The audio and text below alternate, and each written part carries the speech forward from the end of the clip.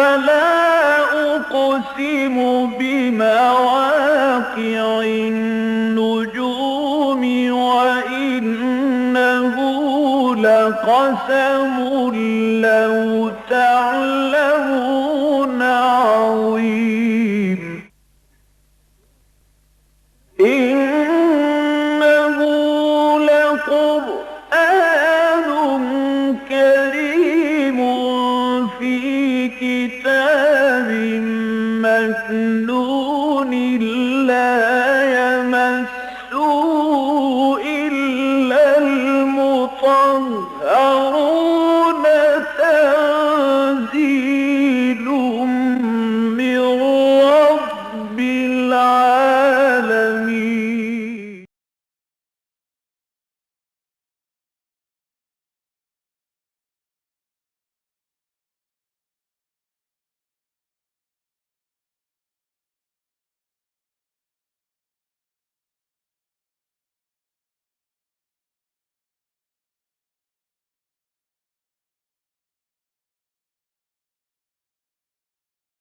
رب اشرح لي صدري ويسر لي أمري واحلل عقدة من لساني يفقهوا قولي.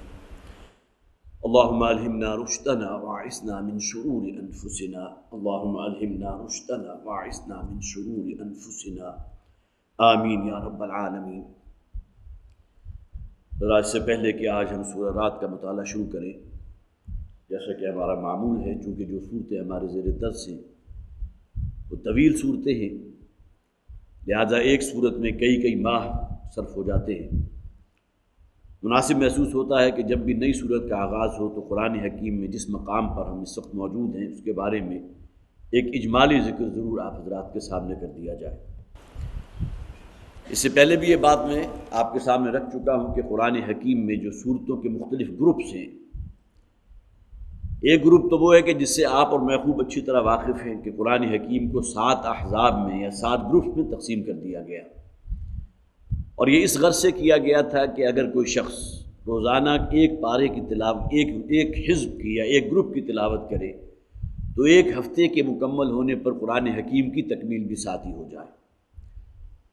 گویا کہ اگر کوئی شخص جمعے کے دن اپنی تلاوت قرآن کا آغاز کرتا ہے تو 7 دنوں میں اگلے جمعے سے پہلے قرآن حکیم جو ہے اس کی تکمیل ہو جائے گی. یہ 7 حصوں میں یا 7 احزاب میں قرآن کو تقسیم کیا گیا، اور اس اعتبار سے ہر حزب میں تقریباً 4.5 یا 4.25 پارے کے لگ بھگ بنتے ہیں. لیکن قرآن حکیم پر غور کرنے والے اور خاص طور پر فراہی مکتب فکر جو ہے، جس میں مولانا امین احسن اصلاحی بھی ہیں، مولانا حمید الدین فراہی بھی ہیں، انہوں نے جو مکی اور مدنی صورتوں کو سامنے رکھتے ہوئے قرآن حکیم میں مختلف گروپس کا مطالعہ کیا تو ان کے سامنے بھی یہ بات آئی کہ قرآن حکیم 7 ہی گروپ میں تقسیم ہوتا ہے مکی اور مدنی صورتوں کے اعتبار سے، اور ہر گروپ جو ہے وہ ایک یا ایک سے زائد مکی صورت سے شروع ہوتا ہے اور ایک یا ایک سے زائد مدنی صورتوں پر ختم ہوتا ہے. گویا کہ ہر گروپ کے اندر مکی اور مدنی صورتیں ہیں، مکی اور مدنی صورتیں مل کر ایک گروپ کی تکمیل کرتی ہیں. اس اعتبار سے ہم نے جو سب سے پہلا گروپ پڑھا تھا، اور ظاہر ہے کہ اس کا آغاز والد محترم جناب ڈاکٹر اسرار احمد صاحب رحمۃ اللہ علیہ نے کیا تھا، اور وہ میں نہیں سمجھتا کہ آج سے کم و بیش بھی 10-12 سال پہلے کی بات نہیں ہوگی. سورہ فاتحہ سے آغاز ہوا. سورہ فاتحہ پہلی مکی صورت، افتتاحی صورت قرآن حکیم کی، اور اس کے بعد سورہ بقرہ، سورہ آل عمران، سورہ نساء اور سورہ مائدہ، یہ 4 مدنی صورتیں مکمل ہوئی. تو پہلے گروپ کی تکمیل الحمدللہ والد محترم نے مکمل کی تھی، اور اس کے بعد پھر سورہ انعام اور سورہ اعراف، اور اس کے ساتھ ہی سورہ انفال اور سورہ توبہ. 2 پہلی صورتیں مکی صورتیں ہیں، سورہ انعام، سورہ اعراف، اور اس کے ساتھ ہی بالکل جڑی ہوئی صورتیں ہیں سورہ انفال اور سورہ توبہ جو مدنی صورتیں ہیں. دوسرا گروپ یہ مکمل ہوا کہ جو الحمدللہ ہم نے اس کی تکمیل کر لی. اب تیسرے گروپ پر ہم ہیں قرآن حکیم میں. پھر یہاں نوٹ کر لیجئے کہ یہ گروپ وہ ہے کہ جو مکی اور مدنی صورتوں کو پیش نظر رکھ کر وضع کیا گیا، اور اس گروپ میں سورہ یونس سے آغاز ہوا ہے سورہ مومنون تک. یہ 14 مسلسل صورتیں ہیں مکی صورتیں، اور اس کے بعد ایک سورہ نور ہے کہ جو مدنی صورت ہے. گویا کہ یہاں بھی مکی اور مدنی صورتوں سے مل کر ایک گروپ وجود میں آ گیا، 14 مکی صورتیں اور ایک مدنی صورت. اس میں سے سورہ یونس ہم نے پڑھ لی، سورہ ہود ہم نے پڑھ لی، سورہ یوسف ہم نے پڑھ لی، اور آج اللہ کا نام لے کر ہمیں سورہ رات کا آغاز کرنا ہے. سب سے پہلے سورہ مبارکہ کے نام کے بارے میں نوٹ کر لیجئے. الرعد، رعد اصل میں کہتے ہیں بادل کی کڑک کو، گرج کو. اور اس سورہ مبارکہ میں ایک آیت موجود ہے تسبح السماء، بلکہ وہ میں آپ کو سنا ہی دوں، وَيُسَبِّحُ الرَّعْدُ بِحَمْدِهِ وَالْمَلَائِكَةُ مِنْ خِیفَتِهِ، کہ یہ گرج جو ہے بادل کی اصل میں اللہ کی تسبیح کر رہا ہے بادل، اور پھر یہ کہ اسی طرح فرشتے ہیں کہ جو اللہ کی تسبیح کر رہے ہیں اللہ کی حمد کے ساتھ۔ تو یہ رعد اصل میں بادل کی گرج کو کہتے ہیں۔ اس سورہ مبارکہ کا نام جو ہے سورہ رعد اسی بنیاد پر رکھا گیا۔ اب یہاں ظاہر ہے کہ کسی درجے میں بھی ہم یہ نہیں سمجھ سکتے کہ یہاں بادل کی گرج کی مختلف اقسام کا ذکر کیا گیا، اس کی نوعیت کیسی ہوتی ہے، اس کا دورانیہ کیسا ہوتا ہے، اس میں کتنی اقسام ہوتی ہیں، اس کی فریکوینسیز کیا ہوتی ہیں، معاذ اللہ۔ بلکہ اس سے پہلے بھی میں نے عرض کیا تھا کہ اس صورتوں کے جو نام ہیں اکثر و بیشتر علامت کے طور پر استعمال ہوتے ہیں۔ سورہ بقرہ قرآن حکیم کی طویل ترین صورت، لیکن یہ کہ بقرہ کے معنی کیا ہے؟ گائے۔ اس سورہ مبارکہ کے اندر کوئی گائے کی پیتھولوجی یا اس کی اناٹومی یا فزیولوجی اس کا ذکر نہیں ہے، بلکہ بنی اسرائیل کی تاریخ کا ایک واقعہ تھا کہ جس میں گائے کو جو ہے اس واقعے میں سے گائے کا ذکر بطور علامت کے لے کر اس سورہ مبارکہ کا نام سورہ بقرہ رکھ دیا گیا۔ یہی معاملہ سورہ رعد کا بھی ہے، صرف ایک آیت ہے کہ جس میں الرعد کا لفظ آیا، جس بنیاد پر اس سورہ مبارکہ کے علامتی نام سورہ رعد رکھا گیا۔ جہاں تک زمانہ نزول کا معاملہ ہے، اس سورت کا زمانہ نزول بھی تقریباً وہی ہے جو سورہ یونس اور سورہ ہود کا تھا، اس لیے کہ ابھی جب ہم اس کا مطالعہ کریں گے بالکل ابتدا ہی میں وہ آیات آ جائیں گی کہ جس سے معلوم ہوتا ہے کہ نبی اکرم صلی اللہ علیہ وسلم کو اب دعوت و تبلیغ کا فریضہ انجام دیتے ہوئے کافی مدت گزر چکی ہے، دراز مدت گزر چکی ہے۔ یہی وجہ ہے کہ اب مشرکین کی طرف سے جو طرز عمل ہو رہا ہے تو وہ بڑا، جسے آپ کہیے کہ جی کو کھا دینے والا طرز عمل ہے، جسے دوسرے کو مخاطب کو بالکل زج کرنا مقصود ہو کہ بار بار جس عذاب کا آپ ہم سے ذکر کرتے ہیں وہ عذاب جو ہے اب ہمارے اوپر لے آئیے۔ اتنا عرصہ ہو گیا ہمیں دھمکیاں سنتے سنتے، اب گویا کہ اگر ان کے الفاظ میں نقل کروں کہ ہمارے کان پک چکے ہیں یہ دھمکیاں سن سن کر، لہٰذا اس عذاب کو ویلکم کرنے کو ہم تیار ہیں۔ اسی طرح پھر معجزات کا مطالبہ ان صورتوں کے اندر آپ کو اس سورہ مبارکہ میں، بلکہ ابتدائی آیات جو ہم آج ہماری زیر مطالعہ آئیں گے اس میں بھی ذکر ہے کہ کیوں نہیں آپ کے اوپر کوئی اس نوعیت کا معجزہ ظاہر ہوتا کہ جو پہلے انبیاء اور رسول کو دیا گیا۔ حضرت موسیٰ کو بھی تو آخر معجزے دیے گئے تھے، عصائے موسیٰ تھا، ید بیضا تھا۔ حضرت عیسیٰ علیہ السلام کو کیسے حصی معجزات دیے گئے تھے۔ پھر یہ کہ آپ کو اسی قرآن میں ذکر ہے حضرت صالح علیہ السلام کی قوم کا، تو ان کو بھی اللہ تعالیٰ نے وہ اونٹنی کا معجزہ دیا تھا۔ تو یہ جو معجزات ہیں کہ جو پہلے انبیاء اور رسول کو دیے گئے، تو کیوں ایسا نہیں ہوتا؟ نبی اکرم صلی اللہ علیہ وسلم سے مخاطب ہو کر کہا گیا کہ اسی نوعیت کا کوئی معجزہ آپ کے اوپر بھی ظاہر ہونا چاہیے۔ اب یہ آیات جو ہیں گویا کہ اس اعتبار سے مظہر ہے اس بات کا کہ حضور کو اب ایک دراز مدت گزر چکی ہے دعوت و تبلیغ کا کام کرتے ہوئے، لیکن قوم جو ہے اس کے اعصاب جو ہے اس سے ٹس سے مس ہونے کو تیار نہیں، اور وہ اسی اپنی دنیا پرستی کے اندر، نفس پرستی کے اندر مبتلا ہے۔ پھر یہ کہ مکی صورتوں میں آپ خاص طور پر نوٹ کیجئے کہ حضور کی جو دعوت ہے اس کی بنیاد تین چیزوں پر ہے۔ سب سے بنیادی شے تو توحید ہے، اس لیے کہ پہلے جتنے انبیاء اور رسول آئے اپنی قوم کی طرف بھیجے گئے، سب کی ایک ہی دعوت تھی، یا قوم اعبدوا اللہ ما لکم من الہ غیرہ، کہ تم نے اللہ کے ساتھ، اس خالق کائنات کے ساتھ اور انواع و اقسام کے جو اور خدا گھڑ لیے ہیں ان کی کوئی حقیقت نہیں ہے، کوئی حیثیت نہیں ہے۔ اصل ذات کے جو اس کائنات کی خالق اور مالک ہے وہی بندگی کے لائق ہے۔ لہٰذا قرآن حکیم میں مکی صورتوں میں توحید کو بنیاد بنا کر بندگی کی دعوت دی گئی کہ صرف اسی کے سامنے سر جھکاؤ، اور اسی کے لیے آیات آفاقی بھی ہیں، آیات انفسی بھی ہیں۔ اپنے چاروں طرف دیکھو، آسمان کا اس کائنات کے نظام کو دیکھو، سورج کا طلوع ہونا ہے، پھر یہ کہ ہواؤں کا چلنا ہے، بارش کا برسنا ہے، پھر زمین کے اندر جو اللہ تعالیٰ نے قوت نمو رکھ دی ہے، پھر انواع و اقسام کی آج کی آیات جب ہم پڑھیں گے تو وہ تمام چیزیں آ بھی جائیں گی۔ کیسے مختلف قسم کے تمہارے مشاہدات ہوتے ہیں کہ کہیں آپ چلے جا رہے ہیں تو زمین کا رنگ کچھ اور ہے، کہیں چلے گا تو زمین کے رنگت کے اندر تبدیلی ہو گئی، کہیں سیاہ پہاڑ ہیں، بالکل سفید پہاڑ ہیں، سرخ رنگ کی مٹی جو ہے سامنے آ گئی۔ یہ انواع و اقسام جو آپ کو اس دنیا کے اندر اس زمین میں نظر آ رہی ہے، تو یہ بھی گویا کہ بہت بڑی علامت ہے اس بات کی کہ اس کائنات کا خالق اور مالک ہے کہ جس نے انواع و اقسام کی یہ چیزیں تمہارے لیے پیدا کر دی ہیں۔ پھر تمہارے پھل کھانے کے لیے پھل ہیں، میوے ہیں، اور پھر فصلیں اللہ تعالیٰ نے اگا دی۔ یہ تمام چیزیں ہیں گویا کہ ان پر غور و فکر کرو، اور پھر وہ توحید کی بات کہ یہ تمام باتیں اس بات کی غمازی کر رہی ہیں کہ صرف ایک ہی ذات ہے جو اسے کنٹرول کیے ہوئے ہے۔ اس لیے کہ اگر کئی خدا ہوتے ہیں، کئی معبود ہوتے، تو اس کائنات میں بڑا عظیم فساد رونما ہو چکا ہوتا ہے۔ توحید اور اس کی بنیاد پر بندگی کی دعوت۔ دوسرے یہ کہ دنیا کی زندگی، اس کے بعد اصل زندگی شروع ہونے والی ہے جو مرنے کے بعد کی زندگی ہے، اور وہ زندگی جو ہے صرف کوئی مشغلے یا ہابی کے طور پر اللہ تعالیٰ نے اس کا جو ہے معاملہ نہیں کیا، بلکہ وہ تمہیں اس دنیا کے کیے ہوئے ایک ایک عمل کی وہاں جواب دہی کرنی ہے۔ گویا کہ بعث بعد الموت یا ایمان بالآخرت مکی صورتوں کے اندر یہ انداز آپ کو بڑا نمایاں ملے گا۔ اور اسی کے ذیل میں ان کا یہ اعتراض کہ جب ہم مر جائیں گے، مٹی میں مل کر مٹی ہو چکے ہوں گے، تو کیسے ممکن ہے کہ ہمیں دوبارہ زندہ کر لیا جائے؟ اوا آباؤنا الاولون، کہ ہمارے وہ آباء و اجداد جو ہم سے کہیں پہلے گزر چکے ہیں، ہزاروں برس پہلے ہو گزرے، کیا انہیں بھی دوبارہ زندہ کر لیا جائے گا؟ تو معلوم ہوا کہ جس کا خالق کائنات نے اتنا مستحکم نظام بنایا ہے، کیا اس کے بارے میں تم یہ گمان کرتے وہ تمہیں دوبارہ زندہ نہیں کر سکے گا؟ تو دوسری بات ایمان بالآخرت اور بعث بعد الموت، اور تیسری بات یہ کہ میں اللہ کا رسول ہوں، اللہ کا پیغام تم تک پہنچانے کے لیے بھیجا گیا ہوں۔ مجھ سے پہلے بھی بہت سے اور رسول آتے رہے، لیکن یہ کہ ان قوموں کے حالات اور واقعات قرآن حکیم میں جو بیان کر رہا ہوں، میری زبان سے جو بیان ہو رہے ہیں اللہ تعالیٰ کے اس کلام میں، تو وہ گویا کہ تمہارے لیے نشان عبرت ہے کہ تمہیں جو ہے متنبہ ہونا چاہیے، اس لیے کہ اگر تم نے اپنی روش کے اندر کوئی تبدیلی نہ کی تو پھر تمہارا انجام بھی وہی ہوگا جو تم سے پہلے اقوام کا ہوا۔ تو یہ تین اصل میں بنیادی باتیں بنتی ہیں جو مکی صورتوں کا اصل جسے آپ کہیے کہ سینٹرل ایکسس ہے۔ ایک توحید کی دعوت، اور اس بنیاد پر بندگی اور عبادت صرف اس کی، فرما برداری اور اطاعت صرف اس ذات کی۔ دوسرے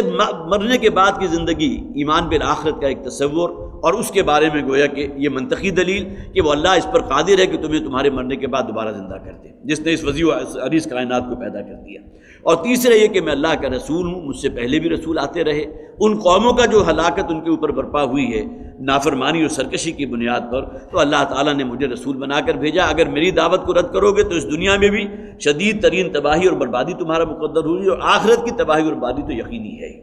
یہ اصل میں ان مکی صورتوں کا جو اصل موضوع ہے کہ جس پر پہلے بھی گفتگو ہو چکی ہے، اور میں نے جیسا کہ آغاز میں عرض کیا تھا کہ اس کا باقاعدہ آغاز کرنے سے پہلے سورہ مبارکہ کا یہ بنیادی باتیں اپنے ذہن میں پھر تازہ کر لیجیے۔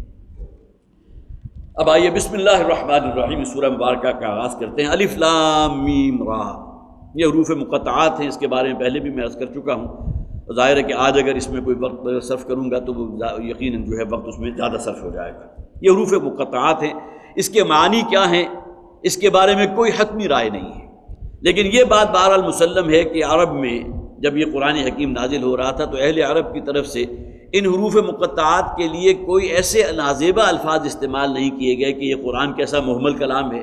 الف لام میم صاد الف لام میم را، اسی طرح کاف ہا یا عین صاد، اس کے معنی کیا ہیں؟ کسی شخص نے حضور سے آ کر ان کے معنی کو دریافت نہیں کیا۔ اس سے ایک نتیجہ یقیناً نکلتا ہے کہ ان کے ہاں یہ اسلوب جو ہے وہ معروف تھا، اور اس سے پہلے جو بھی ان کے ہاں دانشور تھے یا کوئی جنہیں آپ ادیب کہتے ہیں، یا ان کے کوئی کلام موجود تھے یا ان کے شاعرانہ کلام کے اندر یہ انداز اختیار کیا جاتا تھا، لہٰذا ان کے لیے کوئی اجنبی بات نہیں تھی، ورنہ یقیناً وہ ان الفاظ کے اوپر یقیناً اعتراض کرتے۔ تلک آیات الکتاب، یہ ہے اصل میں الکتاب کی آیات۔ الکتاب یہ قرآن حکیم، ذالک الکتاب لا ریب فیہ، یہ وہ کتاب ہے، الکتاب ہے کہ جس کے بارے میں کوئی شک نہیں۔ والذی انزل الیک من ربک الحق ولکن اکثر الناس لا یؤمنون، اور جو کچھ اے نبی صلی اللہ علیہ وسلم آپ کی طرف اتارا گیا، نازل کیا گیا، وہ حق ہے، وہ یقینی ہے۔ جو باتیں قرآن حکیم میں بیان کی گئی ہیں اس کے حق ہونے کے بارے میں کوئی شک نہیں ہے، وہ شدنی ہے، ہو کر رہیں گی، خواہ ان کا تعلق جو ہے بعث بعد الموت سے ہو، خواہ ان کا تعلق تمہارے اس نظام زندگی سے ہو، خواہ ان کا تعلق ان غیبی حقائق سے ہو کہ جس کے بارے میں تمہارے حواس خمسہ بالکل خاموش ہے، جو نہ تمہاری آنکھ نے دیکھی ہے، نہ تمہارے کان نے سنی ہے، نہ تمہارے حواس خمسہ جو ہے اس کا کوئی ادراک کر سکتے ہیں۔ وہ فرشتے ہیں، جنت ہے، جہنم ہے، اللہ تعالیٰ کا ایک خاص نظام ہے اس کائنات کو چلانے کا، یہ تمام غیبی حقائق ہیں۔ جو کچھ بھی اس قرآن میں نازل کیا گیا ہے نبی صلی اللہ علیہ وسلم آپ پر، وہ حق ہے، ولیکن اکثر الناس لا یؤمنون، لیکن یہ کہ لوگوں کی اکثریت اس قرآن پر ایمان نہیں رکھتی۔ حالانکہ ایمان رکھنے کی بنیاد پر تو وہ آیات آفاقی اور آیات انفسی جسے خود قرآن کہتا ہے، سنریہم آیاتنا فی الآفاق وفی انفسہم، ہم ان قریب انہیں اپنی آیات، بڑی بڑی نشانیاں اس کائنات کے اندر، اس آفاق میں بھی دکھائیں گے، اور خود ان کے نفسوں کے اندر، ان کی جانوں کے اندر بھی وہ بڑی بڑی نشانیاں موجود ہیں۔ انسان خود اپنے اوپر غور کرے تو اللہ تعالیٰ کی خلاقیت اور اس کی، جسے آپ کہیے اس کی جو بھی مخلوقات میں سے انسان جو ذروہ سنام ہے، اسے ایسی بڑی بڑی نشانیاں نظر آئیں گی کہ انسان واقعی ششدر رہ جاتا ہے۔ اس کا جسمانی نظام ہے، اس کے اندر جو توازن ہے، اس کے اندر جو ہارمونز کا نظام ہے، اس کے مختلف سسٹمز ہیں، اور جس طرح اس کے اندر ایک بیلنس ہے، اعتدال ہے، یہ تمام چیزیں گویا کہ اللہ تعالیٰ کی خلاقیت کے اوپر بہت بڑا نظر ہے۔ ولیکن اکثر الناس لا یؤمنون، لیکن لوگوں کی اکثریت ایمان نہیں رکھتی۔ اللہ الذی رفع السماوات بغیر عمد ترونہا. اب یہاں دیکھیے وہی توحید کی بات کہ اس خالق کائنات کا تعارف کرایا جا رہا ہے. یہ خالق ہے کون؟ اللہ وہ ہے کہ جس نے اس آسمان کو بلند کیا. سماوات ہمیشہ جمع میں آتا ہے، اس لیے کہ قرآن حکیم میں 7 آسمانوں کا ذکر ہے، 7 سماوات. اسی طرح ایک مقام پر قرآن میں زمینوں کے لیے بھی گویا کہ 7 ہی کا مثلہن کے الفاظ آئے ہیں کہ جس طرح 7 آسمان ہیں، جس طرح 7 اوقات جو ہیں تمہارے اوپر گویا کہ فلک میں موجود ہیں، اسی طرح 7 زمینیں بھی ہیں. لیکن وہاں اس کے علاوہ صرف ایک مقام غالباً سورہ طلاق کا جو ہے آخری رکوع اس کے اندر ہے، اللہ الذی خلق 7 سماوات ومن الارض مثلہن. اللہ تعالیٰ نے 7 آسمانوں کو پیدا کیا اور زمینیں بھی اس جیسی. وہاں ایک جو ہے اس کی تفسیر کی گئی ہے کہ شاید زمینیں بھی اور ہیں، لیکن اس میں آگے کوئی اور رہنمائی نہیں ملتی کہ وہاں زمینوں پر بسنے والے آیا انسان ہے یا یہ کہ ان کے اندر بھی اللہ تعالیٰ نے نبوت اور رسالت کا سلسلہ جاری فرمایا کہ نہیں فرمایا. اس کے بارے میں قرآن حکیم میں کوئی جو ہے وہ سراغ نہیں ملتا. لیکن بہرحال زمینوں کا بھی کچھ ہونا، زیادہ ہونا، اس کی طرف دلیل موجود ہے. اللہ الذی رفع السماوات بغیر عمد ترونہا. اللہ تعالیٰ نے ان آسمانوں کو بلند کیا ہے بغیر ستون کے جسے تم دیکھ سکتے ہو. اب یہاں ستون کے لیے جو لفظ آیا عمود، عمود اصل میں اس بنیادی ستون یا سینٹر پلر کو کہتے ہیں جس کے اوپر کوئی چھت جو ہے وہ گویا کہ سایہ فگن ہو، جس نے اس کو سہارا دیا ہوا. یہ آسمان، اس کے بارے میں بھی یہ بات ذہن میں رکھیے، یہ نیلا آسمان جو ہمیں نظر آ رہا ہے، بہت سے مفسرین نے اس کے اوپر بھی بحث بھی کی ہے. یہ اصل میں آج کی سائنس بھی یہ کہتی ہے یہ ہماری نظر کی حدود ہیں، گویا کہ اس سے آگے ہماری نظر نہیں جا سکتی. اب آسمان اس جو ہمیں ایک نیلا آسمان نظر آ رہا ہے، اس سے اوپر کوئی اور شے ہے یا یہ کہ یہی جو ہمیں نیلی شے نظر آ رہی ہے، نیلگوں آسمان، یہ اصل آسمان یہ ہے. اس کے بارے میں جو ہے کوئی شے حتمی نہیں ہے. لیکن بہرحال اللہ تعالیٰ فرما رہے ہیں اور یقیناً قرآن حکیم میں جو بھی ہے وہ بالکل حق ہے، سچ ہے. تو 7 آسمان ہیں، 7 طبقات اس کائنات میں اللہ تعالیٰ نے پیدا کیے ہیں بغیر عمد ترونہا، بغیر کسی ستون کے کہ جس کو تم دیکھ رہے ہو. اب یہاں معلوم ہوتا ہے کہ ستون جو کہا گیا تو وہ اللہ تعالیٰ کا خدائی نظام ہے جس کی وجہ سے یہ بڑے بڑے کرے اپنے مدار میں حرکت کر رہے ہیں. ان میں سے کوئی کرہ بھی گرتا نہیں ہے، کسی دوسرے کے ساتھ ٹکرا نہیں رہا، جسے ہم خاص طور پر کہتے ہیں سینٹریپیٹل فورس، کشش ثقل. یہ اللہ کا نظام ہے جس سے ممکن ہے کہ یہاں اس عمود سے تعبیر کیا گیا ہو کہ یہ تمام کرے جو اپنی جگہ قائم ہیں اور اپنے اپنے مدار میں حرکت کر رہے ہیں، اس نظام کی وجہ سے یہ گویا کہ غیر مرئی ستون ہیں جو اللہ تعالیٰ نے اس کائنات میں نصب کر دیے، جو تمہیں نظر نہیں آ رہے. ظاہر زمین کے اندر بھی قوت ثقل ہے، اسی طرح چاند کے اندر بھی ہے، سورج میں بھی ہے، لیکن اس میں اس درجے توازن ہے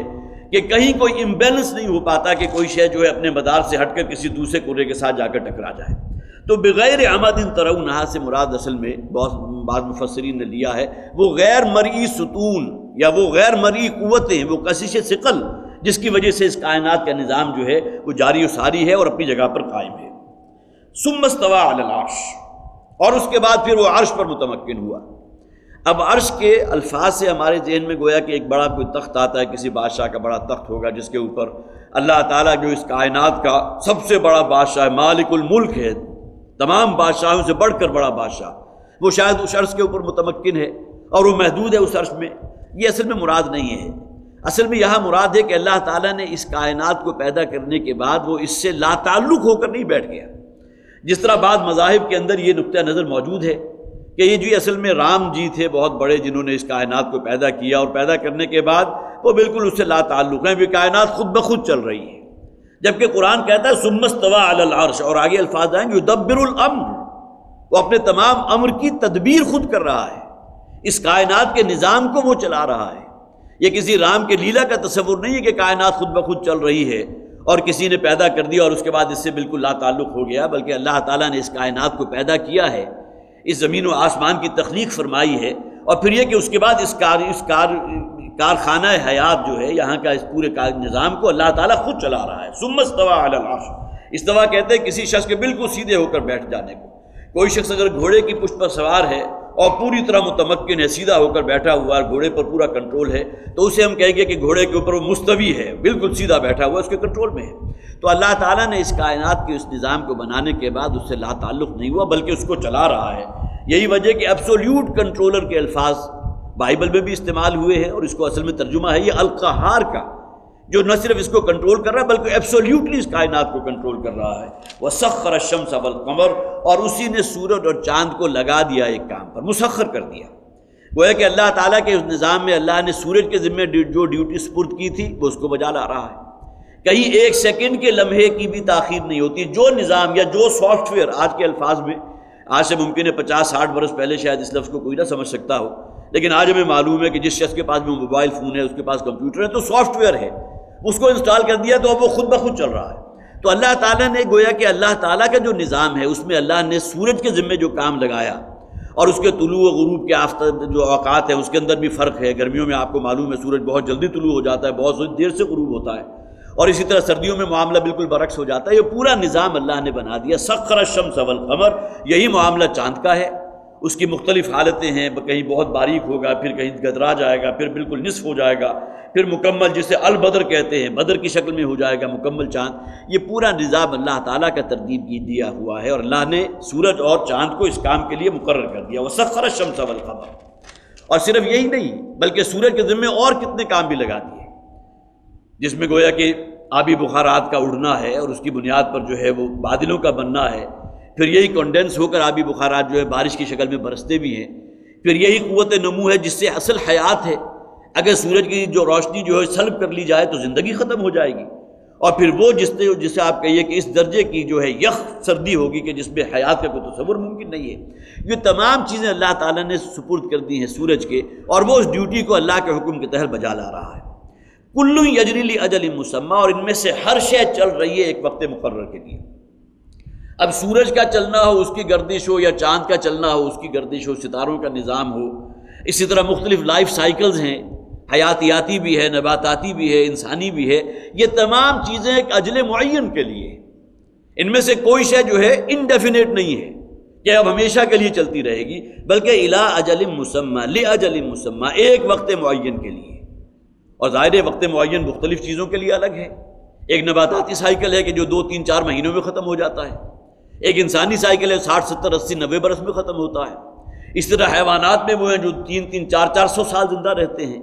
اسی طرح اس پوری کائنات کی بھی ایک عمر ہے، جب قیامت آئے گی تو وہ عمر ختم ہو جائے گی. کل یجری لاجل مسمى، ہر شے جو چل رہی ہے جو اس وقت حرکت میں ہے وہ ایک خاص وقت معین کے لیے. یدبر الامر یفصل الآیات، وہ اللہ ہے کہ جو اپنے امر کی تدبیر کر رہا ہے. گویا کہ اللہ تعالیٰ کا ایک نظام خلق ہے، ایک نظام امر ہے،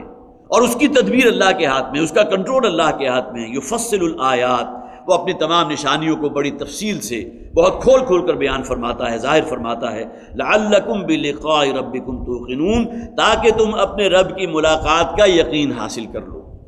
اب دیکھیے یہاں اس کائنات کے نظام کا ذکر کیا گیا، اسے جوڑا گیا معاد کے ساتھ، ایمان بالآخرت کے ساتھ. کس بنیاد پر؟ اس لیے کہ تمہارے ذہن کے اندر یہ خناس آ جاتا ہے کہ شاید ہمارا رب ہمیں دوبارہ زندہ کرنے پر قادر نہیں ہے. تو ذرا غور کرو، جس نے یہ سورج اور یہ چاند اور یہ ستارے، اس نظام کا، اس پورے کائنات کے نظام کا جو انتہائی مستحکم اور انتہائی متوازن ہے، جس نے یہ تمام چیزیں بنا دی اور اسی نے تمہیں پیدا کیا ہے. اور یہ بات مسلم ہے کہ ایک پہلی مرتبہ کا پیدا کیا جانا دوسری مرتبہ کے پیدا کیے جانے سے کہیں زیادہ مشکل ہوتا ہے. افعینا بالخلق الاول، کیا ہم ایک مرتبہ پیدا کرنے کے بعد بالکل تھک گئے؟ کیا ہمارے اندر استعداد ختم ہو گئی، ہم دوبارہ زندہ نہیں کر سکتے؟ اب یہ وہ دلیل ہے جس کو جوڑا گیا ہے. اس کائنات پر غور و فکر کرو کہ وہ ہستی کے جو اتنی گویا کہ اس نے اس نظام کو جس نے تخلیق فرمایا ہے، جس نے جو توازن رکھا ہے، اور پھر یہ سلسلہ مخلوقات کے اندر کیا کیا کچھ اور ہے جو تمہارے مشاہدے میں آ رہا ہے، کیا اس کے بارے میں تم گمان کرتے ہو تمہیں دوبارہ زندہ نہیں کر سکے گا؟ اور آخرت میں تمہارے دوبارہ ملاقات کے لیے جو ہے محاسبہ اخروی کا وہ میدان حشر، وہ اس بساط کو نہیں بچھا سکتا. وَهُمْ بِالْآخِرِ وَلَعَلَّكُمْ بِلِقَاءِ رَبِّكُمْ تُوقِنُونَ. اس پورے نظام پر غور کرنے کے بعد شاید کہ تم اپنے رب سے ملاقات پر یقین حاصل کر لو. وہ ہستی یقیناً قادر ہے اس پر کہ تمہیں دوبارہ زندہ کر لے، اور پھر نہ صرف یہ کرے بلکہ اس کے بعد جو ہے محاسبہ بھی لازماً ہو کر رہے گا، جزا و سزا ہو کر رہے گی، اور پھر یہ ہمیشہ ہمیش کے لیے جنت ہے یا پھر ہمیشہ ہمیش کے لیے جہنم کی دہکتی ہوئی آگ ہے. یہاں دیکھیے بِلِقَاءِ رَبِّكُمْ تُوقِنُونَ کا لفظ، یومنون بھی آ سکتا تھا، تومنون، تاکہ تم اپنے رب کی ملاقات پر ایمان رکھو. ایمان بالآخرت کے لیے جو ہے قرآن حکیم میں یقین کا لفظ خاص طور پر آتا ہے. والذین هم بالآخرۃ هم یوقنون، جو سورہ بقرہ میں بالکل آغاز میں فرمایا گیا کہ جہاں وہ غیب پر ایمان رکھتے ہیں، اور پھر آخرت پر تو وہ یقین کے درجے والا ایمان رکھتے ہیں. اس لیے کہ آخرت پر جو ایمان درکار ہے وہ صرف کسی ایک ڈوگمے اور ایک عقیدے والا ایمان نہیں ہے، اس سے کہیں آگے بڑھ کر ہے. آخرت پر ایمان ہے کہ وہ انسان کی سیرت و کردار کے اوپر اثر انداز ہوگا، ورنہ تو پھر وہی معاملہ ہوگا کہ بابر و عیش کوش کے عالم دوبارہ نیست۔ اس دنیا میں کوئی اصول نہیں ہے، کوئی ضابطہ نہیں ہے، حرام و حلال کی کوئی تمیز نہیں ہے، کوئی ذائقہ اخلاق نہیں ہے۔ کس بنیاد پر؟ کہ آخرت کا کوئی تصور انسان کے اندر نہیں، مرنے کے بعد کی زندگی اور جواب دہی اور مسئولیت، اکاؤنٹیبلٹی کا کوئی احساس نہیں ہے۔ اگر وہ بات جو ہے یقین کے درجے میں انسان کے اندر موجود ہو تو پھر یقیناً اس کی سیرت و کردار میں بھی اور اس کے جسے اعضاء و جوارح سے بھی وہی اعمال صادر ہوں گے جو اللہ اور اللہ کے رسول کے احکامات کے تابع ہوں گے۔ ورنہ اگر یہ بات نہیں ہے اور ایمان جو ہے صرف ایک جسے ڈوگما یا عقیدہ کے درجے میں رکھتا ہے، وہ حیثیت حاصل ہے، تو پھر ظاہر ہے کہ پھر وہ نتائج اس سے برآمد نہیں ہو سکتے جو ایمان بالآخرت کے حوالے سے لازماً پیدا ہونے چاہیے۔ وَبِالْآخِرَةِ هُمْ يُوقِنُونَ سورہ بقرہ میں فرمایا گیا، اور یہاں فرمایا گیا لَعَلَّكُمْ بِلِقَاءِ رَبِّكُمْ تُوقِنُونَ، تاکہ تمہیں اپنے رب کے ساتھ جو ملاقات ہے اس کا یقین حاصل ہو جائے۔ وَهُوَ الَّذِي مَدَّ الْأَرْضَ، اور وہی ہے کہ جس نے اس زمین کو پھیلا دیا۔ بلکہ توقنون کے ضمن میں نے ایک اور پوائنٹ بھی خاص طور پر نوٹ کیا تھا کہ وہ ذات کے جو حد درجے اس کائنات میں اعتدال اور توازن سے جس نے کام لیا، لے سانس بھی آہستہ کہ نازک ہے بہت کام، آفاق کی اس کارگاہ شیشہ گری کا۔ اس کائنات کے نظام پر اگر آپ غور کریں گے تو معلوم ہو کہ کس درجے متوازن ہے، کس درجے مستحکم ہے اور کس درجے اعتدال ہے۔ اعتدال اصل میں عدل سے نکلا ہے، تو کیا وہ ذات جس نے اس قدر اعتدال اور توازن کے ساتھ اس کائنات کو پیدا کیا، وہ ذات تو یقیناً عدل و انصاف کرنے والی ہے، اور اب اس کے عدل و انصاف کا تقاضا ہے کہ وہ اپنے نیکوکاروں کو بھرپور جزا دے گی اور فاسق و فاجر کو، اپنے باغیوں کو اور سرکشوں کو بھرپور سزا دے کر رہے گی۔ گویا کہ وہاں وہی بات، وہ ایمان بالآخرت کا تصور ہے، جزا و سزا کا تصور ہے، اس اعتبار سے بھی کہ اس کائنات کے اس نظام کو، اس توازن کو، اس اعتدال کو، اس عدل کو دیکھو، اور اسی بنیاد پر اللہ تعالیٰ کی صفت عدل بھی ہے، جس کو وہ گویا کہ اس بات کی غمازی کرے گی کہ انسان کو جو ہے اس کی زندگی کی بھرپور جو ہے عدل و انصاف سے کام لیتے ہوئے جزا یا سزا مل کر رہنی چاہیے۔ وَهُوَ الَّذِي مَدَّ الْأَرْضَ وَجَعَلَ فِيهَا رَوَاسِيَ وَأَنْهَارًا، وہی اللہ ہے کہ جس نے زمین کو پھیلا دیا ہے۔ ظاہر ہے کہ زمین میں آپ کو نشیب و فراز بھی نظر آ رہے ہیں، تنگ گھاٹیاں بھی ہیں، پہاڑ بھی ہیں، اور بالکل چٹیل میدان بھی ہے کہ صحرا میں چلے جائیں، ہمارے ہاں یہ چولستان کا علاقہ ہے، یا یہ کہ بہاولپور سے آپ آگے نکل جائیں تو تا حد نگاہ آپ کو جو ہے وہ ریت ہی ریت نظر آ رہی ہوگی، ریت ہی کے ٹیلے ہوں گے۔ پھر یہ کہ جہاں آپ آ جائیں گے تو وہاں کہیں آپ کو سرسبزی بھی ہے، شادابی بھی ہے، سطح مرتفع بھی آ گئی، پوٹوار بھی آ گئی۔ پھر اس کے اندر پہاڑ ہیں تو مختلف رنگ کے ہیں، کہیں سیاہ پتھر ہے آپ کو نظر آ رہا ہے، کہیں سرخ رنگ کے پہاڑ ہیں، کہیں سنگ مرمر جو ہے بالکل سفید براق پہاڑ نظر آ رہے ہیں۔ تو اللہ تعالیٰ کی خلاقیت کی نشانیاں ہیں۔ وَهُوَ الَّذِي مَدَّ الْأَرْضَ وَجَعَلَ فِيهَا رَوَاسِيَ، اور اس میں اللہ تعالیٰ نے رواسی بوجھ کو کہتے ہیں، یہ بوجھ ہیں اصل میں زمین کے پہاڑ۔ یہ گویا کہ ایک ہی مقام کے اوپر جو ہے کتنے بلند اللہ تعالیٰ نے یہ تودے جمع کر دیے، اور قرآن حکیم میں آیا دوسرے مقامات پر یہ اس وجہ سے کہ یہ زمین کہیں تمہیں لے کر لڑکھڑا نہ جائے۔ جس طرح ہمیں معلوم ہے کہ کوئی شے اگر گولائی میں اپنے گویا کہ ایکسس کے گرد اگر حرکت کر رہی ہے اور اس کے پیریفری کے اندر کہیں اگر کوئی توازن موجود نہیں ہے تو اس کے اندر شدید وائبریشن پیدا ہو جائے گی، جس کا آج سے ممکن ہے کہ 200 برس پہلے اس کا کوئی تصور نہ ہوتا ہو، لیکن آج آپ کو معلوم ہے آپ ڈرائیونگ کر رہے ہیں اور آپ کا اسٹیئرنگ جو ہے اچانک ببلنگ کرنے لگا، تو ذرا آپ نے رک کر دیکھا تو معلوم ہوا کہ اس کا جو آپ کی ٹائر کا جو رم تھا اس کے ساتھ کہیں چھوٹا سا کوئی ویٹ لگا ہوا تھا، وہ اتر گیا، جس کی بنیاد کے اوپر شدید ببلنگ پیدا ہو گئی۔ تو قرآن حکیم میں اس کا ذکر کیا گیا کہ اللہ تعالیٰ نے یہ پہاڑوں کے جو سلسلے پیدا فرمائے ہیں اس لیے کہ تاکہ اس کائنات کے اندر، اس زمین کے اندر ایک وہ توازن پیدا ہو سکے، ان تزولا، کہیں تمہیں لے کر ایک طرف کو لڑک نہ جائے، اس کے اندر اتنی وائبریشن نہ ہو کہ اس کے اندر جو ہے پھر انسانی زندگی یا حیوانی زندگی جو ہے اس کا کہیں وجود کوئی باقی نہ رہے۔ تو وہ رواسی، اور اس میں اللہ تعالیٰ نے رواسی وہ بوجھ پہاڑ پیدا کیے، وہ انہارن، اور انہی کے درمیان اللہ تعالیٰ نے نہریں اور چشمے بھی روان کر دیے۔ ظاہر ہے کہ یہی پہاڑ ہیں کہ جن کے ٹاپ کے اوپر برف کے اتنے بڑے بڑے ذخائر ہیں جو بلینز آف ٹنز، اور شاید یہ بھی وزن کم ہو، اس لیے کہ جن حضرات نے بھی کہیں کہیں گلوب کا مطالعہ کیا ہے یا یہ کہ ایسے علاقوں سے گزرے ہیں جہاں تا حد نگاہ برف ہی برف ہے، یہ اصل میں پانی ہے جو منجمد شکل میں موجود ہے، اور آہستہ آہستہ وہاں سے رشتہ ہوا جو ہے یہ پانی آپ کی یہاں آپ عاشق کے دریا رواں ہیں، آپ کی جو ہے زمین سیراب ہو رہی ہے، آپ فصلیں حاصل کر رہے ہیں، اسی کے ذریعے جو ہے آپ پاشی ہو رہی ہے۔ یہ پورا نظام کس نے پیدا کر دیا؟ اور جسے بلینز آف ٹن کہتے ہیں پانی کو، اللہ تعالیٰ نے وہاں گویا کہ ریزروائر کی شکل میں اوور ہیڈ ٹینکس ہیں بڑے بڑے جو اللہ نے بنا دیے ہیں، اور اسی کے ذریعے انہارا، وہ نہریں رواں ہیں، وہ چشمے رواں ہیں۔ وَمِن كُلِّ الثَّمَرَاتِ جَعَلَ فِيهَا زَوْجَيْنِ اثْنَيْنِ، اور اللہ تعالیٰ نے ہر نوع کے میووں میں سے اور پھلوں میں سے بنا دیے ہیں انواع و اقسام کے جوڑے۔ اب یہ بھی اللہ تعالیٰ کی خلاقیت کی نشانیاں ہیں. کھانے کے لیے گویا کہ میٹھا انسان کو مرغوب ہے، لیکن وہ میٹھا رکھنے والے کتنے پھل اللہ نے پیدا کر دیے. کھجور کو دیکھیے، اس کی مٹھاس دیکھیے، آم دیکھ لیجئے، کیلا دیکھ لیجئے، انگور دیکھ لیجئے، اور کتنے ہی میٹھے پھل ہیں، اور ہر پھل کا اپنا الگ ذائقہ ہے. اور پھر یہ کہ ایسا بھی ہوتا ہے کہ ایک ہی جگہ ہے، ایک ہی بیج ہے، لیکن یہ کہ ایک پھل جو ایک درخت کا پھل آپ کو بہت اچھا مل رہا ہے، حالانکہ ہوا بھی وہی ہے کہ جس سے وہ آکسیجن حاصل کر رہے ہیں وہ تمام پودے، پانی بھی وہی ہے جو تمام کی جڑوں تک یکساں پہنچ رہا ہے، سورج کے ذریعے جو شعاعیں پڑ رہی ہیں وہ بھی تمام پھلوں پر پڑ رہی ہیں. لیکن ایک باغ کے اندر ایک جو ہے فرض کیجئے چند درخت ایسے ہیں کہ جس میں آپ نے فرض کیجئے کہ اگر سٹرس جو ہے اس کے پھل حاصل ہو رہے ہیں، یا کوئی اور پھل ہے کہ فلاں درخت کا پھل جو ہے اس کا ذائقہ اور اس کا جو ہے فلیور وہ دوسروں سے تمام سے جدا ہے. یہ تمام چیزیں کیسی ہو گئی؟ جو انواع و اقسام، اس کے اندر جو رنگینیاں ہیں، اس کے اندر جو فرق و تفاوت ہے، حالانکہ وہی ہوا ہے، وہی پانی ہے، وہی زمین کی قوت نمو ہے، وہی سورج کی شعاعیں ہیں، لیکن یہ کہ دیکھیے کہ انسان اللہ تعالیٰ نے کیسی کیسی انواع و اقسام کے اس کے اندر ذائقے رکھ دیے ہیں، اس کے اندر فلیور رکھ دیے ہیں، اس کے اندر مٹھاس ہے، کسی میں ترشی ہے، کسی ترشی کے اندر ہی اس کا فلیور جو ہے اور رونما ہو رہا ہے اور زیادہ نمایاں ہو رہا ہے. یہ تمام چیزیں کیا ہیں؟ وہ من کل الثمرات جعل فیہا زوجین اثنین، اور پھلوں میں بھی اللہ تعالیٰ نے زوجین اثنین کا ایک ترجمہ کیا انواع و اقسام، جس میں رنگینیاں ہیں، ہر قسم کا پھل اور پودا جو ہے اور میوہ موجود ہے. اور پھر یہ کہ یہاں اس میں جوڑوں کی شکل میں بھی ہے. اور آج ہمیں معلوم ہے، شاید جب قرآن نازل ہو رہا تھا اس وقت تک شاید یہ معلوم نہ ہو، لیکن ہمیں معلوم ہے نباتات کے اندر بھی جوڑے ہیں، اس میں بھی نر اور مادہ کی تفریق ہے، اور ان دونوں ہی کے ملاپ سے وہ پھل جو ہے وجود میں آتا ہے. وہ اللہ تعالیٰ کا اپنا نظام ہے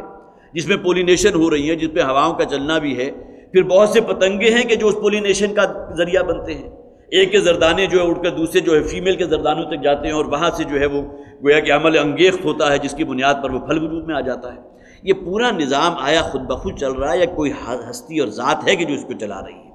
وَمِن كُلِّ الثَّمَرَاتِ جَعَلَ فِيهَا زَوْجَيْنِ اثْنَيْنِ، اور ہر نوع کے پھل اور میوے رکھے اللہ تعالیٰ نے بنا دیے تمہارے لیے، اور اس میں انواع و اقسام کے اور جوڑوں کی شکل میں. یغشی اللیل النہار، اور وہی ہے کہ جو ڈھانپ دیتا ہے دن پر رات کو، اسی طرح رات کو دن پر. ان فی ذلک لآیات لقوم یتفکرون، یقیناً اس میں نشانیاں ہیں ان لوگوں کے لیے جو تفکر سے کام لینے والے ہیں، غور و فکر کرنے والے ہیں. ایک تو دیکھنا ہے حیوانوں کا سا دیکھنا، جس نے دیکھا صرف کسی شے کو مشاہدے کے لیے،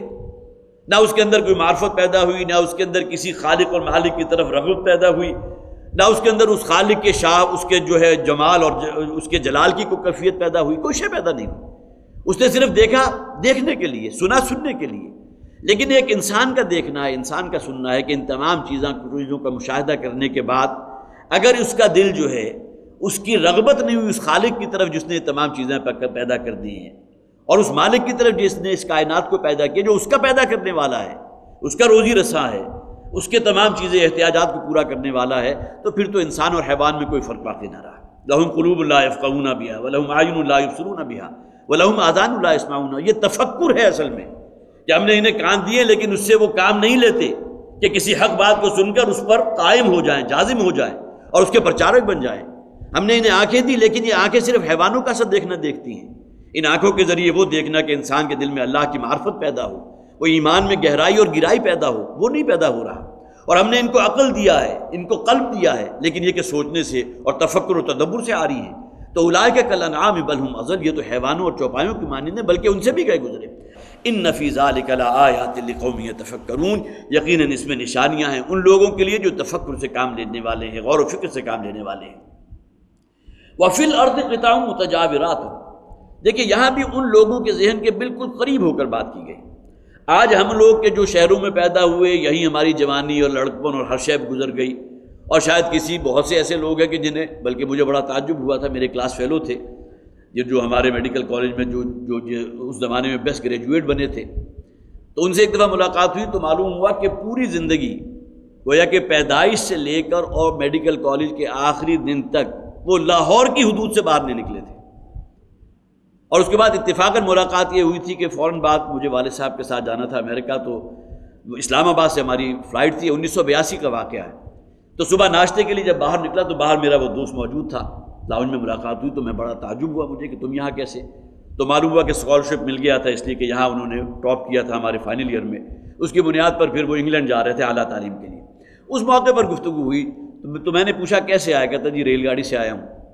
تو اس سے پھر اور آگے سلسلہ جو ہے گفتگو آگے بڑھا تو معلوم ہوا کہ وہ پوری اس وقت تک کی زندگی وہ گویا کہ پہلا سفر تھا کہ جو انہوں نے لاہور سے باہر قدم رکھا،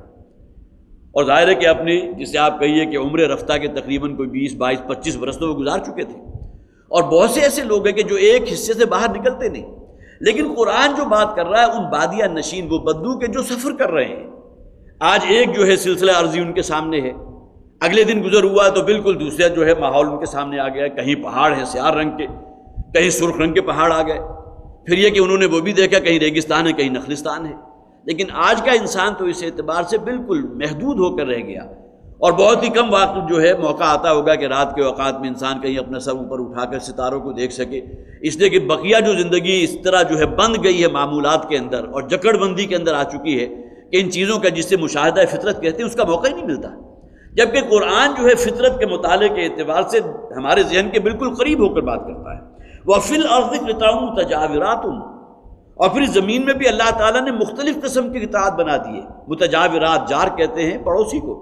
کہ بالکل ملی ہوئی زمینیں ہیں، آپ سفر کر رہے ہیں ایک جگہ جو ہے زمین کا رنگ ایک ہے، آگے جا کر بالکل مختلف ہو گیا۔ ابھی سفر کر رہے ہیں پہاڑ جو ہے سرمئی رنگ کے ہیں، اچانک آگے جا کر دیکھا تو آپ نے سرخ رنگ کا پہاڑ آ گیا، اور پھر تھوڑا اور آگے گئے تو اس کے رنگ کے اندر پھر تبدیلی واقع ہو گئی۔ تو یہ تمام چیزیں جو اللہ تعالیٰ نے انواع و اقسام کی جو رنگینیاں پیدا کی ہیں، وہ فی الارض قطع متجاورات، یہ ان کی گویا کہ اللہ کی خلاقیت کی نشانیوں میں سے ایک ہے۔ وہ جنات من اعناب، اور اسی طرح زمینیں جو ہے وہ مختلف جو ایک دوسرے سے جڑے ہوئے قطعات ہیں، اس کے اوصاف الگ الگ ہیں۔ اور آپ کو معلوم ہے کہ ایک ہی جگہ ہے، فیصل آباد کا ایک شہر ہے، لیکن یہ کہ ایک علاقے کے رہنے والے جب بور کرتے ہیں تو وہاں سے انتہائی کھارا پانی حاصل ہو رہا ہے، اور ذرا فاصلے پر آپ چلے گئے وہاں آپ نے بور کیا آپ کو انتہائی شیریں میٹھا پانی مل رہا ہے۔ اور یہ تجربہ تو ہوا تھا، کراچی میں ہمارے ایک جاننے والے ہیں، ان کے بالکل ساتھ ایک کوٹھی تھی، انہوں نے اپنے ہاں بور کیا اور وہاں سے جب پانی برآمد ہوا تو بہت ہی نتھرا ہوا بڑا شیریں پانی، اور اس سے زیادہ 20 فٹ کے فاصلے پر درمیان میں ایک گلی ہے، اور 20 فٹ کے فاصلے پر جب انہوں نے اپنے گھر میں بور کیا تو انتہائی کڑوا اور کسیلا پانی برآمد ہو رہا ہے۔ اب معلوم ہوا کہ اللہ تعالیٰ نے زیر زمین جو پانی ہے اس کی جو رویں ہیں اس کے اندر بھی یہ مختلف جو ہے اللہ نے وہ گویا کہ رویں بہا دی ہیں، ایک میٹھے پانی کی رو جا رہی ہے اور اس کے درمیان ایسی حد فاصل ہے کہ یہ آپس میں ایک دوسرے کے ساتھ گڑبڑ بھی نہیں ہو رہے ہیں، بالکل الگ ہے۔ ایک طرف جو ہے بالکل میٹھے پانی کی رو جو ہے اس کے ذریعے آپ پانی حاصل کر رہے ہیں، شیریں پانی ہے، میٹھا پانی ہے، اور دوسرا کھاری ہے اور وہ کہ جو آپ استعمال نہیں کر سکتے، پی نہیں سکتے۔ یہ اللہ تعالیٰ کی گویا کہ خلاقیت کی نشانیاں ہیں، اور ان تمام چیزوں کو دیکھ کر بھی اگر تمہارا ذہن و قلب جو ہے اللہ کی خلاقیت کی طرف اور اس کی معرفت تمہارے دلوں میں پیدا نہ ہوئی تو ظاہر ہے کہ اس سے بڑی محرومی اور کوئی نہیں ہے۔ وفی الارض قطع متجاورات، اسی طرح زمین میں مختلف قطعات ہیں، کھیتیاں ہیں جو ایک دوسرے سے جڑی ہوئی ہیں، متصل ہیں، ایک دوسرے کے پڑوس میں ہے۔ وجنات من اعناب، اور اسی طرح باغات ہیں جن میں انگوروں کے باغات بھی ہیں، انگوروں کی بیلیں ہیں۔ وزرع، اور اسی طرح کھیتیاں ہیں۔ ونخیل، اور اسی طرح اس میں جو ہے کھجوروں کے باغات بھی ہیں۔ سنوان غیر سنوان، اور یہ کھجور کے درخت ایسے ہیں کہ جو بعض ایک ہی جڑ سے نکلے ہوئے ہیں، ومن غیر سنوان، اور بعض ایسے ہیں کہ جن کی جڑیں ایک دوسرے سے جدا ہیں۔ بسا اوقات آپ اس بات کو شاید مشاہدہ کیا ہو، لیکن مجھے موقع ملا تھا ایک مرتبہ،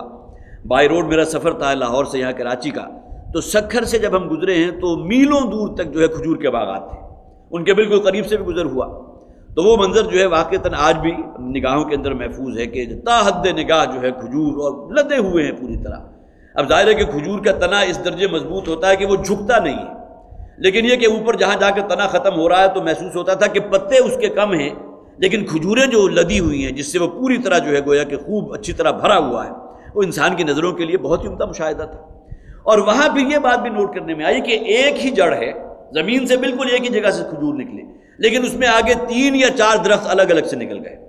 وہ ہے کہ زمین کی قوت نمو جو ہے وہ ایک ہی جڑ حاصل کر رہی ہے۔ قرآن حکیم میں جو فرمایا گیا کہ جو ایک ہی جڑ سے کئی تنے نکل رہے ہیں، اور بعض وہ بھی ہیں کہ جو ایک جڑ سے ایک ہی تنا نکلا۔ سنوان و غیر سنوان،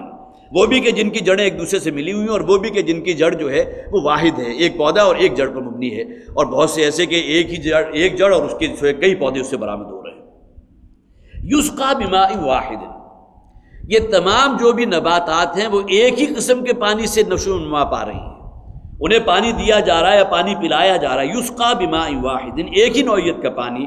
وَنُفَضِّلُ بَعْضَهَا عَلَى بَعْضٍ فِي الْأُكُلِ، لیکن اللہ تعالیٰ نے ان کے پھلوں کے ذائقوں میں ان کے کھانے کے اندر، اس کی شیرینی میں، اس کے فلیور کے اندر کتنا فرق پیدا کر دیا. نفضل بعضھا، ہم نے فضیلت دی ہے بعض پودوں کو بعض پر.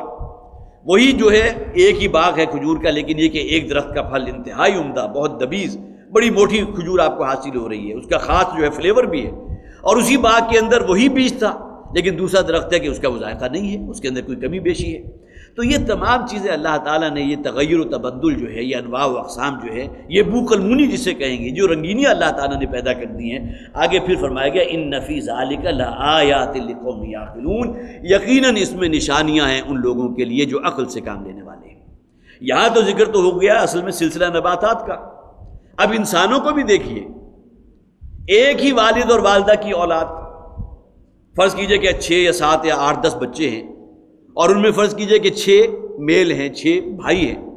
لیکن ان بھائیوں کی طبیعتوں کے اندر، ان کے مزاج کے اندر، ان کی شکل و صورت کے اندر، ان کی افتاد طبع کے اندر، ان تمام چیزوں کے اندر کتنا فرق ہے.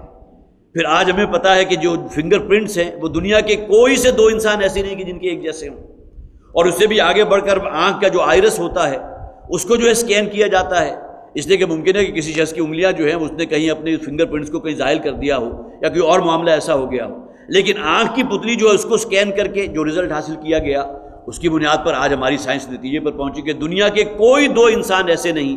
کہ جن کی آئی اسکین کی جائے تو رزلٹ ایک جیسا ہو، بالکل الگ ہوگا.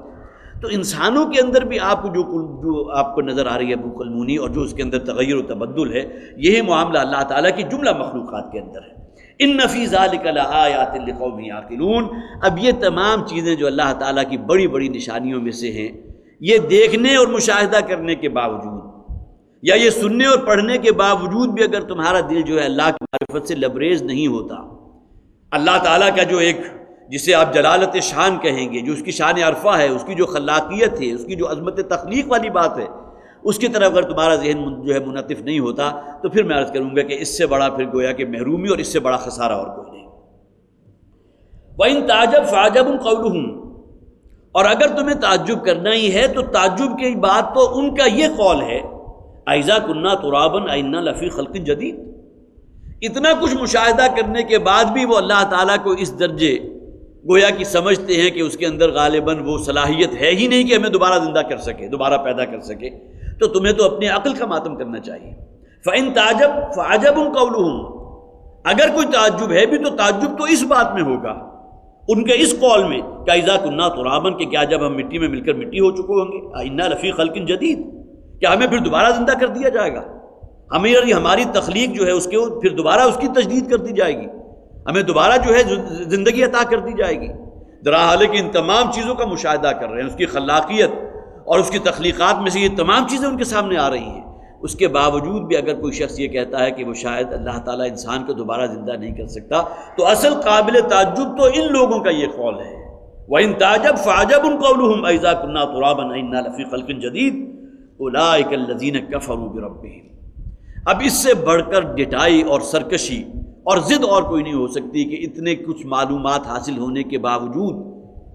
اتنی تمام چیزوں کا مشاہدہ کرنے کے باوجود،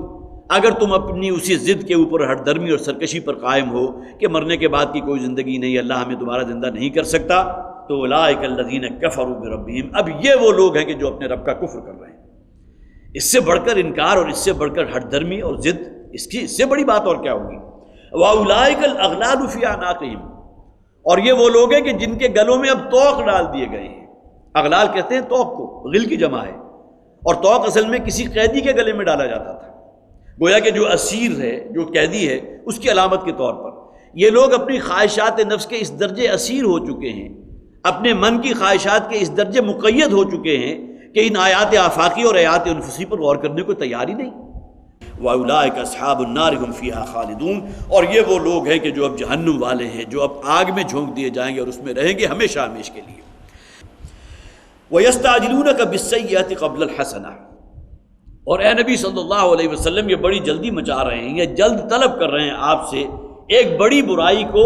بھلائی سے پہلے. یہ بالسیئہ سے مراد ہے عذاب، اور الحسنہ سے مراد ہے بھلائی، ایمان. گویا کہ کوئی شخص، اس کے پاس 2 آپشن ہیں، اگر تو اپنے وقت کے رسول کی دعوت پر لبیک کہہ کر ایمان لے آئے تو گویا کہ اس نے بہت بڑی اچھائی اور بہت بڑی بھلائی حاصل کر لی. اب اس رستے پر ہے جو بالآخر اسے فوز و فلاح اور رشد و ہدایت سے امکنار کر دے گا، اللہ کی رضا حاصل ہو کر رہے گی۔ لیکن اگر کہیں معاملہ اس کے برعکس ہوا تو اس کا نتیجہ کیا نکلے گا کہ اللہ تعالیٰ کی طرف سے پھر عذاب نازل ہو کر رہے گا۔ اور مکی صورتیں جو ہے اس میں ان تمام احوال و واقعات سے بڑی ہوئی جو پہلی اقوام پر اللہ تعالیٰ نے عذاب نازل فرمایا، خواہ وہ قوم عاد کا معاملہ تھا، قوم سمود کا معاملہ تھا، قوم شعیب کا معاملہ تھا، قوم لوط کا معاملہ تھا۔ یہ تمام وہ تھے رضوان اللہ تعالیٰ علیہم اجمعین علیہم السلام کہ جنہیں اللہ تعالیٰ نے بھیجا تھا، وہی اللہ کا جو سلسلہ رشد و ہدایت ہے اسی کی تکمیل کے لیے بھیجا تھا، لیکن ان لوگوں نے دعوت کو رد کر دیا۔ اللہ تعالیٰ نے ہر انسان کے دل میں بھی اپنی معرفت کی ایک جوت جو ہے وہ جگائی ہے، لیکن اس کو انہوں نے اپنے نفسانی خواہشات کے لبادوں سے اس درجے حجابات دبیز اس کے اوپر قائم کر دیے کہ وہ گویا کہ اس کائنات کا مشاہدہ نہ کر سکے اور زمینی حقائق کو نہیں دیکھ سکے۔ اور سب سے بڑھ کر اللہ نے وہ رسول بھیجا تھا کہ اس نے گویا کہ ان آیات انفسی کو دوبارہ اجاگر کرنے کی کوشش کی تھی، اس دعوت کو بھی رد کر دیا۔ نتیجہ کیا نکلا کہ وہ پھر عذاب ان کے اوپر مسلط کر دیا گیا۔ یہی معاملہ ان مشرکین مکہ کی طرف سے ہو رہا ہے کہ یہ وَيَسْتَعْجِلُونَكَ بِالْعَذَابِ قَبْلَ الْحَسَنَةِ، اس بھلائی سے پہلے کہ حضور کی دعوت پر لبیک کہتے ہوئے ایمان لے آئے اور وہ سب سے بڑی بھلائی جو ہے ان کے پہنچ میں آ جائے، اس سے پہلے ہی عذاب کی جلدی مچا رہے ہیں۔ وَقَدْ خَلَتْ مِن قَبْلِهِمُ الْمَثُلَاتُ، اور ان سے پہلے تو وہ مثالیں گزر چکی ہیں جو بہت ہی عبرت انگیز مثالیں تھیں قوموں کی۔ مسولات اصل میں جمع ہے مسولہ کی، اور مولانا اصلاحی نے اس کی جو تفسیر بیان کی ہے، مسولہ اصل میں اس کیفیت کو کہتے ہیں جس میں انسان انتہائی عبرت انگیز کیفیت سے دوچار کر دیا جائے۔ یہ گویا کہ وہ عقوبت والی بات، اللہ کے عذاب والی بات کہ تم سے پہلے ان اقوام کے اوپر جو اللہ کا عذاب نازل ہوا تھا، وَقَدْ خَلَتْ مِن قَبْلِهِمُ الْمَثُلَاتُ، وہ جو عبرت انگیز نشانیاں، وہ جو عذاب اللہ نے نازل فرمایا تھا جن قوموں پر، ان سے معاملات تو تم سے پہلے گزر چکے ہیں، اور اللہ تعالیٰ نے اپنی مکی صورتوں کے اندر جا بجا ان کو بیان کیا ہے۔ اب تمہاری طرف سے جو عذاب کی جلدی ہو رہی ہے، اور سورہ انفال کی تو آیت جو ہے وہ میں نے خاص طور پر نوٹ کی تھی، ان میں سے بعض وہ بھی تھے۔ اب یہ خاص طور پر نوٹ کیجئے کہ اگر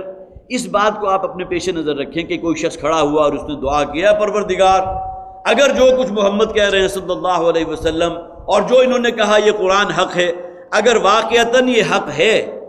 اور ہم اس کا انکار کر رہے ہیں تو ہمارے اوپر آسمان سے عذاب نازل فرما دے۔ یہ کچھ ہوا ہے، اور ان کے الفاظ موجود ہے سورہ انفال آیت نمبر 32، اللہم ان کان ھذا ھو الحق، دعا اللہ سے کی ہے، اے پروردگار جو کچھ محمد پیش کر رہے ہیں صلی اللہ علیہ وسلم اگر یہ واقعتاً حق ہے، من عندک جو تیرے پاس سے نازل ہوا ہے، فامطر علینا حجارۃ من السماء، تو آسمان سے ہمارے اوپر پتھروں کی بارش نازل فرما دے۔ اب یہاں گویا کہ جسے آپ سائلنٹ میجورٹی کہتے ہیں، اگر کسی شخص نے اس حد تک جو ہے معاملہ کیا کہ اللہ سے دعا کی ہے کہ اگر محمد جو کہہ رہے ہیں وہ حق ہے تو پھر ہمارے اوپر آسمان سے پتھروں کی بارش نازل فرما دے، تو اب گویا کہ آپ سائلنٹ میجورٹی کے ذہن میں تو یہ خیال آئے گا کہ اگر اتنی بڑی بات ہوگی تو اللہ تعالیٰ کو عذاب نازل کر دینا چاہیے۔